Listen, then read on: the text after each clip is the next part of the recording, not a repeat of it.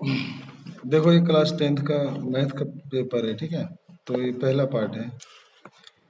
इसमें पहला क्वेश्चन है कि कोट 45 डिग्री और बटे में साइन 30 डिग्री और प्लस कोस 60 डिग्री का मान क्या है। तो इसको सोल्व करो और इसमें से कोई वैल्यू मिल जाएगा। तो कोट 45 का मान होता है 1, ठीक है। तो 1 और बटे में लिख दो साइन 30 का मान 1/2 और कोस 60 का भी मान 1/2, सही है। तो 1/, इसका एल्सियम लोगे ना 2 2 का, तो एल्सियम 2 ही आएगा, ऊपर 1 और 1 जुड़ जाएगा। तो 1 और 1 2/2, 2 2 कट गया तो ये भी 1 आ गया, 1/1 एक आंसर। तो पहला कौन सा ऑप्शन हो गया? ए। तो पहले का ऑप्शन ए हो गया। देखो दूसरा क्वेश्चन, इसमें लिखा है कि यदि ये दो त्रिभुज समरूप है, यानी एबीसी त्रिभुज पी क्यू आर के समरूप है, तो बीसी बटे क्यू आर का अनुपात 1/3 है। तो हमें इनके क्षेत्रफलों का अनुपात निकालना है, ठीक है। तो तुम्हें पढ़ाया गया था कि अगर दो त्रिभुज समरूप होते हैं तो उनके क्षेत्रफलों का अनुपात उनकी संगत भुजाओं के अनुपात के वर्ग के बराबर होता है, ठीक है। पढ़ा था ना ऐसे। तो फिर ऐसे चित्र बनाओगे तो वो लगता है कि त्रिभुज एबीसी और पी क्यू आर दोनों समरूप है। तो बीसी भुजा और क्यू आर भुजा इन दोनों का अनुपात दिया हुआ है कि इसका अनुपात 1/3 है। तो इनके क्षेत्रफलों का अनुपात निकालना है। तो लिख देंगे, हम जानते हैं कि अगर दो त्रिभुज समरूप होते हैं तो उनके क्षेत्रफलों का अनुपात उनकी संगत भुजाओं के अनुपात के वर्ग के बराबर होता है। तो यानी त्रिभुज एबीसी और त्रिभुज पी क्यू आर के क्षेत्रफलों का अनुपात इनकी संगत भुजा ये बटा ये का अनुपात के वर्ग के बराबर होता है। तो इसके भी अनुपात के वर्ग के बराबर होगा। तो क्या हो जाएगा? बीसी बटा क्यू आर इसके भी अनुपात के वर्ग के बराबर होगा। तो ये तो पता ही है, बीसी बटे क्यू आर 1/3 है। तो यहाँ पे 1/3 का क्या हो जाएगा? खोलेंगे तो 1 का स्क्वायर 1 और 3 का स्क्वायर 9, तो 1/9। ऑप्शन नंबर डी करेक्ट हो जाएगा, सही है। डी है आपका 1/9, दिख गया। अगला क्वेश्चन देखते हैं। तो लिखता है कि यदि P और Q दो अभाज्य संख्याएं हैं तो इनका एलसीएम क्या होगा। ये दोनों अगर अभाज्य संख्याएं हैं और दोनों अलग अलग है तो एलसीएम इन्हीं दोनों का गुणनफल होगा। तो यानी P गुना Q। तो इसका सही ऑप्शन PQ हो जाएगा। देखो P भी एक अभाज्य संख्या है और Q भी एक अभाज्य संख्या है। तो जब हम एलसीएम निकालते हैं तो दोनों को प्रोडक्ट कर देते हैं। तो आपका ऑप्शन नंबर डी हो जाएगा, सही है। निम्नलिखित में से क्या एक अपरिमेय संख्या है। इनमें से पता करना है कि इन चारों में से कौन सा अपरिमेय संख्या है। तो ये तो 2.39 है, इसके दशमलव हटाओगे बटे में 100 आ जाएगा, तो बटे में आ जाएगा। तो ये परिमेय संख्या है। ये भी दशमलव हटाओगे बटे में 10 आ जाएगा, ये भी परिमेय संख्या है। और ये देखो बार बार अंक रिपीट हो रहे हैं, 0.271 रिपीट हो रहे हैं ना, तो ये भी परिमेय संख्या है। ये अपरिमेय संख्या है क्योंकि 3.0 थोड़ा अंधेरा हो रहा है। देखो 3.01 थोड़ा दिख रहा है तुम्हें? 3.010010010011 ऐसी जो संख्या होती है ना, जो ढंग से ना बढ़ रही है ना घट रही है, तो ऐसी संख्या को बोलते हैं अपरिमेय संख्या। तो यही आपका क्या है? अपरिमेय संख्या। तो डी ऑप्शन हो जाएगा, ठीक है। अगला है कि रिया और काजल सहेली हैं और किसी गैर लीप वर्ष जानते हो ना क्या होता है? एक ऐसा वर्ष जिसके फरवरी का महीना 29 दिन का होता है, वो लीप वर्ष होता है। और जिसका 28 होगा वो गैर लीप वर्ष होता है। तो रिया और काजल एक सहेली है, किसी गैर लीप वर्ष में दोनों का जन्मदिन एक ही दिन होने की प्रायिकता ज्ञात करो। तो लीप वर्ष में 366 दिन होते हैं, तो गैर लीप वर्ष में कितने दिन होंगे? 365। और दोनों का जन्मदिन एक ही दिन होगा, इसकी प्रायिकता हो जाएगा 1/365, सही है। अभी लिखा है 8 सेंटीमीटर भुजा 8 सेंटीमीटर भुजा वाले एक समबाहु त्रिभुज के शीर्षलंब की लंबाई क्या होगी। देखो एक समबाहु त्रिभुज होता है ऐसा जिसकी तीनों भुजाएं क्या होती हैं? बराबर। तो भुजा 8 बोल दिया है, तो इधर से 8, इधर से 8। हमें बोला इसके शीर्ष लंब की लंबाई ज्ञात करो, यानी अगर हम यहाँ से इसके ऊपर एक लंब खींचे ना, इसी को बोलते हैं शीर्ष लंब। और जो ये बाहु त्रिभुज में लंब खींचते हैं ना, शीर्ष लंब, इस सामने की भुजा पर लंब भी होता है और इसे 2 बराबर भागों में बांटता है। तो ये 8 था ना, ये भी, तो 8 का आधा क्या हो जाएगा, 4 4। तो हमें शीर्ष लंब की लंबाई निकालना है। तो अगर मैं इस त्रिभुज में पाइथागोरस लगा दूं तो ये निकल जाएगा ना। तो इसको ए मान लो, इसको बी, इसको सी, इसको डी। तो लिखो त्रिभुज ए डी सी में, पता चल गया ना ए डी सी में क्या निकालना है, ये शीर्ष लंब निकालना है ना। तो त्रिभुज ए डी सी में हम लगा देंगे पाइथागोरस प्रमेय लगा देंगे। तो पाइथागोरस प्रमेय के अनुसार कर्ण का स्क्वायर बराबर में लंब का स्क्वायर और जमा में आधार का स्क्वायर। तो ए सी कर्ण हो जाएगा 8 का स्क्वायर, ये तो लंब शीर्ष लंब निकालना है ए डी का स्क्वायर, और ये डी सी जाएगा 8 का आधा 4 का स्क्वायर, 64, और ये ए डी का 4 चौक 16, 16 इधर प्लस के इधर आकर माइनस 64 में से 16 घट जाएगा बराबर ए डी का स्क्वायर, 48 बचेगा ना। ये स्क्वायर आके क्या चल जाएगा, 48 का रूट चल जाएगा। अब 48 का एडिशन कर दो, 4 चौक 16, 16 × 48 ना, तो 4 का जोड़ा बन गया, तो 4√3 आ जाएगा। सही है, सेंटीमीटर। तो देखते हैं ऑप्शन में 4√3, तो बी ऑप्शन करेक्ट होगा ना, 4√3। अगला है द्विघात बहुपद, ये कोई द्विघात बहुपद है, इसके शून्यकों का योग घटा 1 है, तो के का मान ज्ञात करो। तो तुम्हें फॉर्मूला याद होना चाहिए कि शून्यकों के योग का फॉर्मूला होता है, याद है किसी को, -b/a। हाँ, -b/a। अब तुम इसके अंदर a का मान देखोगे तो 3 है, और b का मान घटा k, और c का मान 6। तो शून्यकों का योग तो दे रखा है घटा 1, तो यहाँ लिख दो घटा a, और घटा b का मान ये रहा घटा k, और बटे a का मान क्या ले लोगे, 3 इधर तिरछा बन जाएगा, तो 3 एकम घटा 3, अरे माइनस माइनस प्लस का k का मान आ गया घटा, तो बी ऑप्शन हो गया। सही है। अगला क्वेश्चन है कि साइन ए का मान दे रखा है 1/2, साइन ए का मान कितना है, तो हमें कोट ए का मान निकालना है। तो देखो साइन ए का मान दे रखा है, साइन ए का मान दे रखा है 1/2। तो याद है ना, साइन क्या होता है, परपेंडिकुलर अपॉन हाइपोटेन्यूज होता है। तो अगर हम एक ट्रायंगल बना लें और ए इसको मान लें, तो ए के सामने परपेंडिकुलर 1 हो गया, और ये 90 के है ना, इसके सामने हाइपोटेन्यूज क्या हो गया, 2, है ना, परपेंडिकुलर 1 और हाइपोटेन्यूज 2। अब इसमें पाइथो हुए लगा लोगे तो ये क्या निकल जाएगा, आधार। तो फॉर्मूला लिख दो, हाइपोटेन्यूज का स्क्वायर बराबर परपेंडिकुलर का स्क्वायर बेस का स्क्वायर। हाइपोटेन्यूज 2 का स्क्वायर, परपेंडिकुलर 1 का स्क्वायर प्लस बेस हो जाएगा, है ना। तो 2 का स्क्वायर 4 बराबर 1 का स्क्वायर 1 जमा में बेस का स्क्वायर 4, 1 प्लस का इधर आकर -3 बचेगा ना, ये स्क्वायर आके क्या चल जाएगा, रूट में। तो बस पता चल गया कि √3 है। अब मुझे क्या बोला था, कोट ए निकालना है, कोट ए का मान ज्ञात करो। कोट ए का फॉर्मूला क्या होता है, परपेंडिकुलर अपॉन बेस की बेस अपॉन परपेंडिकुलर, तो बेस अपॉन परपेंडिकुलर, 10 का उल्टा होता है, ठीक है। तो बेस हो जाएगा √3, परपेंडिकुलर हो जाएगा 1, तो आ जाएगा √3/1, तो √3/1 √3 आंसर हो जाएगा। तो ऑप्शन नंबर हो जाएगा √3, यानी ए ऑप्शन हो जाएगा। सही है।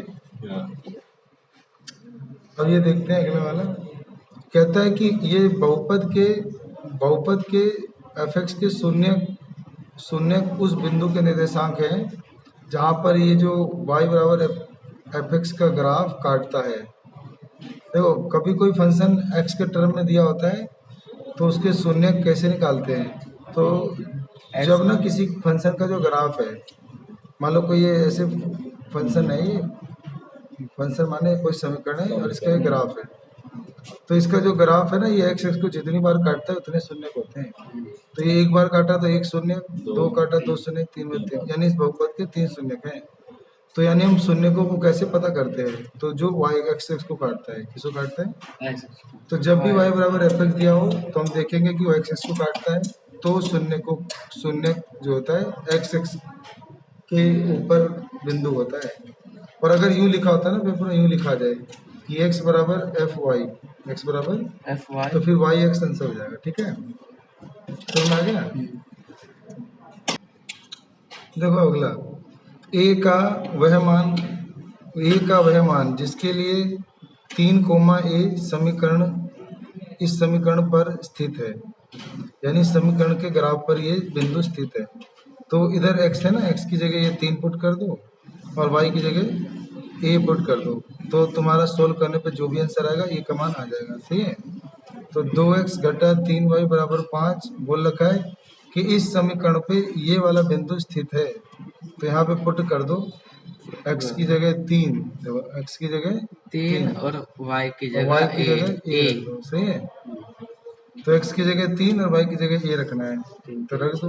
तो ये जाएगा 2 गुना x की जगह 3 और घटा 3 गुना y की जगह a बराबर 5। 5 2 3 3 दूनी 6 और घटा 3 a बराबर 5। 5।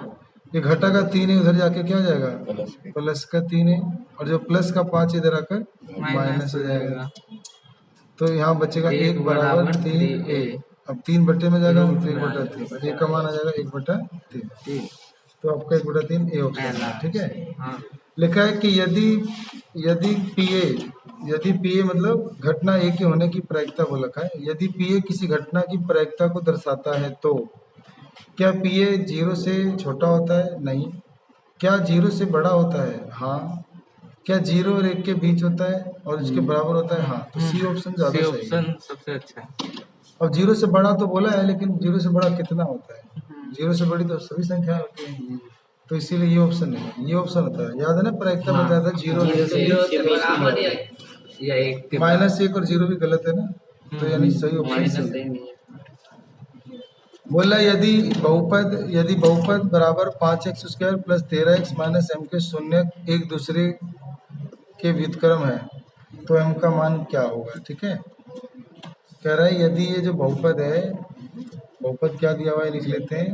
दिया हुआ है 5x² plus 13x minus m के शून्य, यानी इसके जो शून्यक हैं वो एक दूसरे के व्युत्क्रम है, यानी एक दूसरे के उल्टे हैं, तो वहाँ पे m का मान क्या होगा? तो मान लेते हैं कि पहला शून्यक अल्फा है और दूसरा शून्यक बीटा मान लेते हैं। पहला शून्यक अल्फा है, दूसरा शून्यक बीटा। तो शून्यकों का योग क्या होता है? -b/a होता है, और शून्यकों का गुणनफल क्या होता है? c/a c/a होता है। तो शून्यकों का गुणनफल, अब उसने क्या बोला था कि एक शून्यक दूसरे का व्युत्क्रम है। अगर ये अल्फा है तो दूसरा वाला शून्यक ना 1/अल्फा रहा होगा। क्या रहा होगा? सही है। बोला है ना उसने कि एक शून्यक दूसरे का व्युत्क्रम है, यानी एक शून्यक 5 है तो दूसरा शून्यक इसका उल्टा हो जाएगा, 5/1 का उल्टा 1/5 हो जाएगा। तो ऐसे अगर पहला शून्यक अल्फा है तो दूसरा शून्यक 1/अल्फा होगा। तो यहाँ पे लिख देंगे अल्फा और बीटा की जगह 1/अल्फा। अब बोला था c/a है, तो c के लिए रही -5 और 13, सॉरी माइनस m और a की वैल्यू 5। तो अल्फा से अल्फा कट गया, तो 1 बराबर घटा m/5। 5 इधर गुना आ जाएगा, तो 5 का 5 बराबर घटा ये घटा का निशान इधर आ जाएगा, तो m क्यों जाएगा घटा 5। तो ये शून्यकों का योग की जरूरत नहीं पड़ी, केवल इसी से हो गया, है ना। तो -5 आंसर आ रहा है, तो क्या ऑप्शन हो जाएगा? डी। अब लिखा है कि निम्न में से किस परिमेय संख्या का दशमलव निरूपण अनवसानी आवर्ती है? मतलब देखो यहाँ पे 4 संख्याएं लिखी हैं, इनमें से पता करना है किसका दशमलव निरूपण अनवसानी आवर्ती है, यानी वो दशमलव शांत नहीं है। तो देखो ये जो पहला है ना, जैसे 19/512, 19/512, तो तुम ना नीचे वाले 512 का एलसीएम ले लो। एलसीएम लेंगे, तो एलसीएम लोगे ना तो 2 से किया, जैसे 255,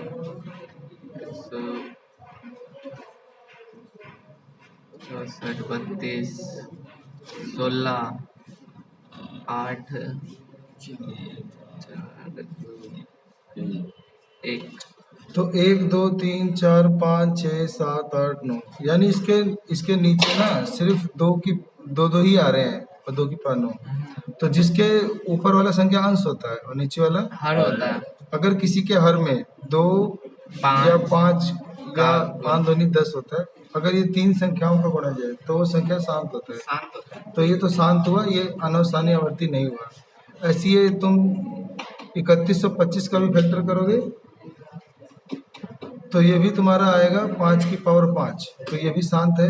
शांत ये 400 का फैक्टर करोगे तो ये भी शांत ये है। भी शांत। लेकिन इसको देखोगे तो शायद ये शांत ना आए। इसको देखता हूँ मैं भी। 64 बटे क्या है, 25 है ना, 45 है।